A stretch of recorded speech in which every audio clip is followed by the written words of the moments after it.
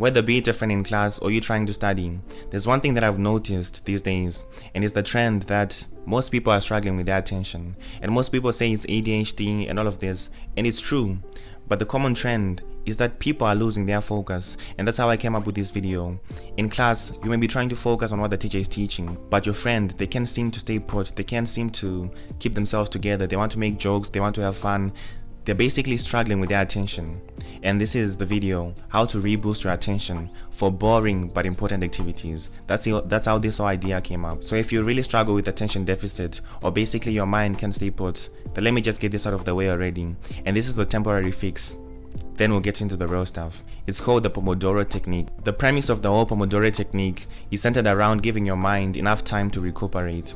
Now what does this mean? You may be listening to a video, book or podcast and you're so locked in, but slowly you start to feel yourself fading away, getting kind of sluggish, and you can't even remember the last thing the person you're listening to said. In that situation, what most people tend to do is they start scrolling and looking at the comments or looking at more videos, but in all actuality, what they're looking for is a break.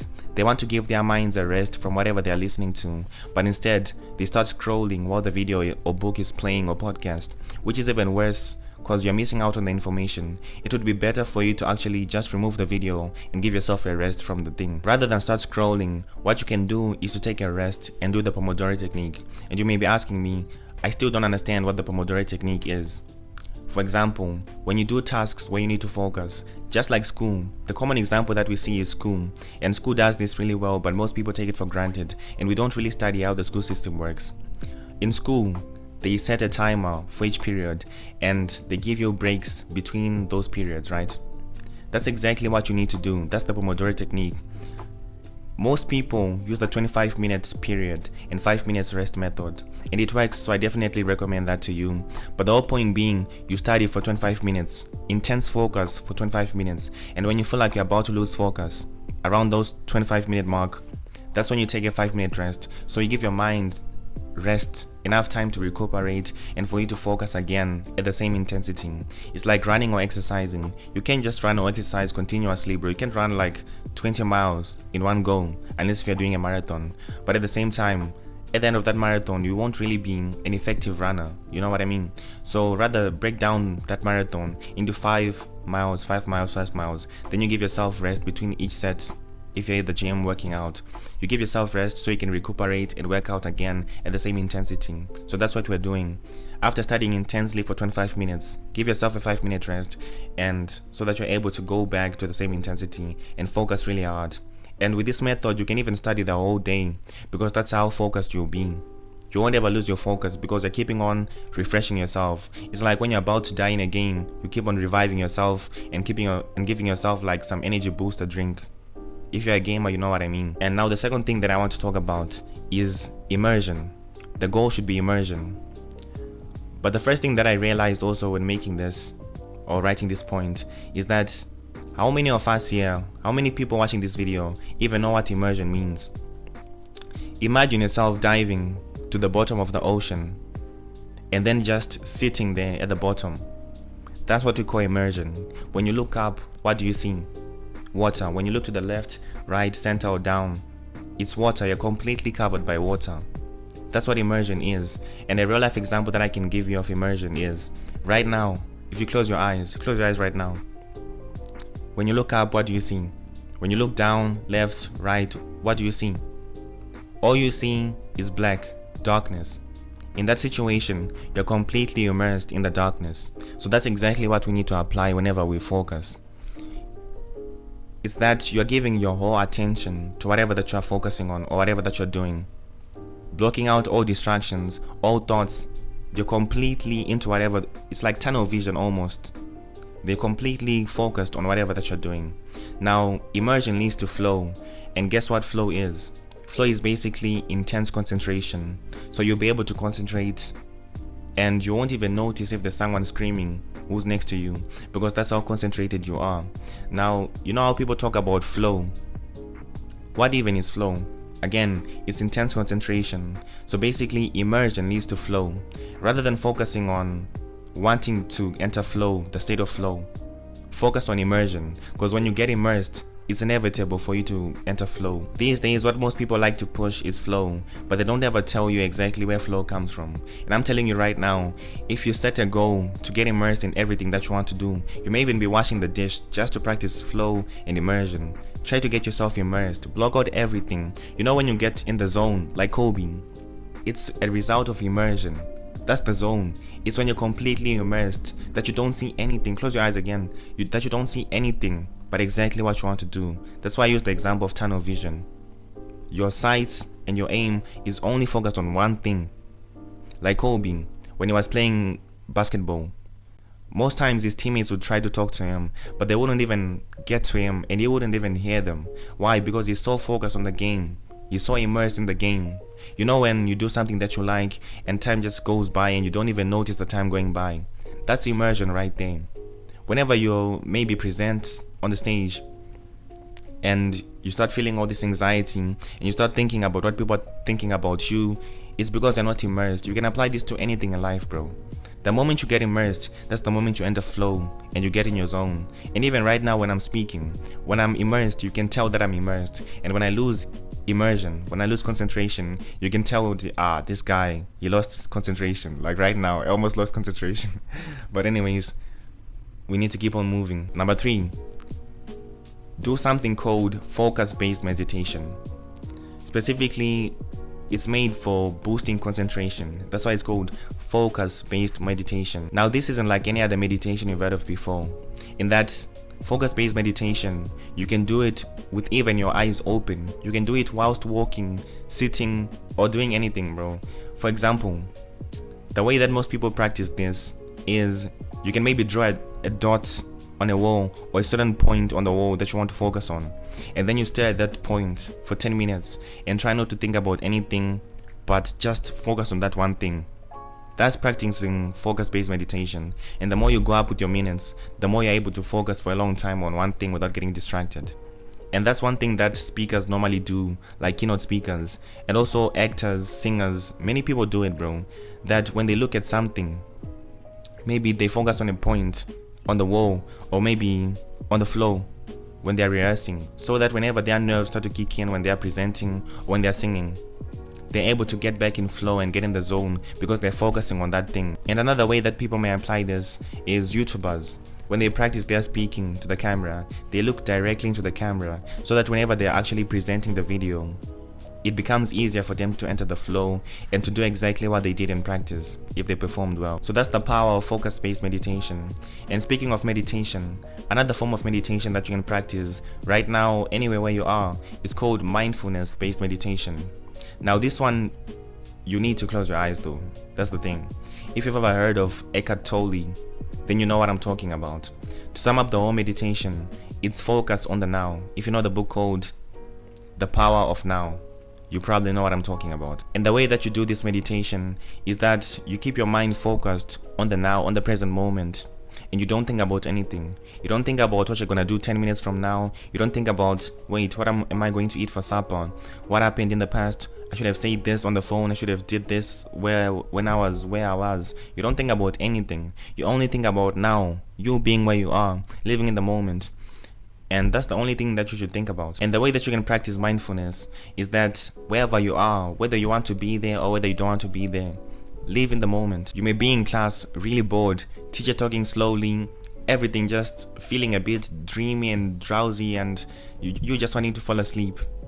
In that moment, your challenge, your mission is to stay in the moment, live in the moment, be there, realize that right now I want to fall asleep, but then challenge yourself to be in the moment and live in the moment. Because what most people tend to do is they try to escape from the classroom in their minds. They may start thinking about maybe their goals, their dreams, maybe music, what they want to do when they get home or anything, bro. They'll think of anything but being in the moment.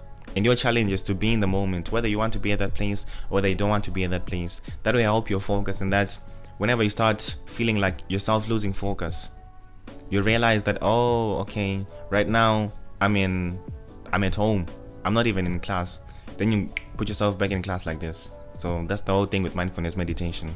And the more you practice this, the more you start to be aware of yourself. You start to be more aware of what you're feeling, what's going on in your mind. You basically become You basically become analytical of yourself and more in tune with who you are, in that you find out more things about yourself in the moment. What gets you bored, what makes you procrastinate, what makes you do this. It's basically raising self-awareness. Another very important point that I don't think many people talk about enough is stop multitasking, bro. Maybe your attention span isn't really even that bad, but it's just that you're always doing something else at the same time when you're supposed to be focusing.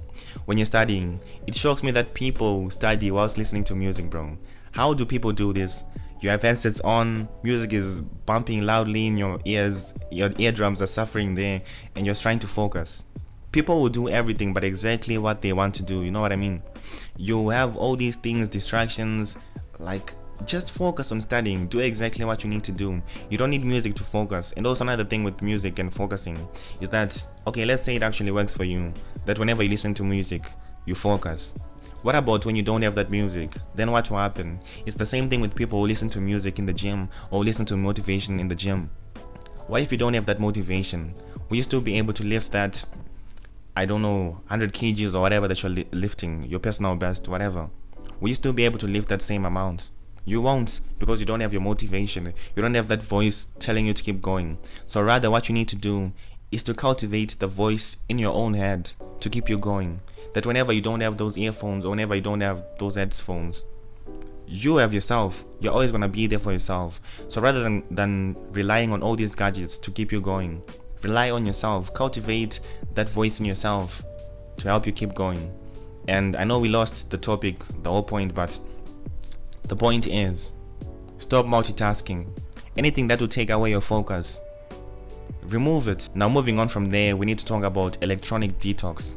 Now this may sound fancy, like electronics detox, whatever, but it's basically about your phone, TV, or whatever, anything that can take away your attention span. The main thing reducing your attention span, essentially making you dumber than you already are. It's sad to say, but it's your phone. It's the things that are on your phone. Your phone is the source of all of those things. You may say TikTok, Instagram, but it's essentially your phone. Think about it, bro. What is your phone designed to do? It's designed to collect information on you, about you, data about you. So what's their mission? All of those apps on the phone, what's their mission? To keep you there as long as possible. To keep you on your phone for as long as possible. Think about it, bro. You may spend more time on your phone than you spend speaking to normal human beings. Why? Because on the phone, it keeps your attention more. It's more interesting to be on the phone. You may even want to watch a movie than go out and enjoy the time with people or go to a party or anything.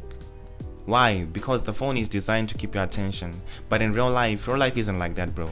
Real life isn't made to keep your attention. Real life is much slower. It's more kind of boring, to be honest. And most of us need that boringness from reality.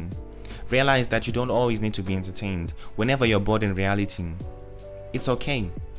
So don't be afraid to get bored and keep yourself actually more in tune with reality, whether you're bored or whether you're not. Because when you're bored in reality, then a lot of things can happen, bro. You may come up with the best idea that you've ever had in your life. You may come up with an idea that will make you $1 million 5 years from now. So what we need to do more is electronics detox, to get away from your phone more, because your phone will essentially destroy your attention span. And if you don't really understand what I'm talking about still, what are most of these videos on the internet designed to do? They are designed to keep you watching. And how do you keep someone watching?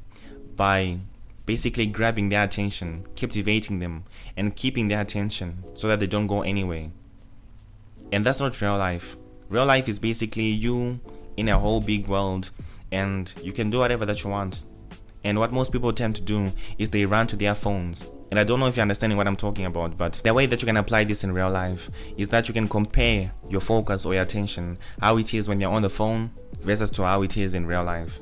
When you're on the phone, it's easier for you to focus because you're constantly getting distracted and getting entertained and excited. Every 5 seconds, something interesting happens. But then when you come back to reality, reality is more stable. It's not volatile and always moving like on the phone. It's more slower, more calm, more relaxed. And you choose what you do with your attention. And you don't even know what you do with your attention because you're looking for entertainment, to be interested, to be excited, for your adrenaline to keep on pumping. But reality is not like the phone, it's more relaxed. So notice that The problem is not that you can't focus on reality, it's that you're getting more used to a world that is not reality. You're getting used to the world of the phone, watching being on the screen all the time, and you're not living a lot more in reality. If you are more used to reality, when you go on the phone, you'll be like, damn, what is this? It's too fast paced. But because you're used to that, when you come back to reality, you're like, what the hell, bro? This is so slow. And you're always bored because of how slow it is and how calm it is. So now you know what to do, especially with the last point right there. I basically told you how your phone is ruining your attention span.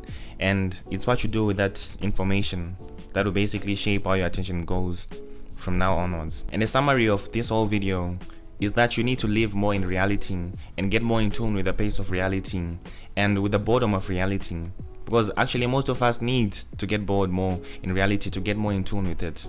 So realize that and get more in tune. And with that being said, we need to pay special homage to our own reality. We've been experiencing a lot of growth, and thank you for subscribing, sharing, liking, everything, commenting, everyone. You know, when you subscribe, I can see everyone's names who subscribes. So I really see each one of you, bro. And thank you for subscribing, and thank you for supporting the comments, everything, bro. It's very interesting and funny to interact with you guys, bro. And yeah, with that being said, welcome to the Seven Kingdoms DC. Give your heart and the world is yours to conquer. Take care.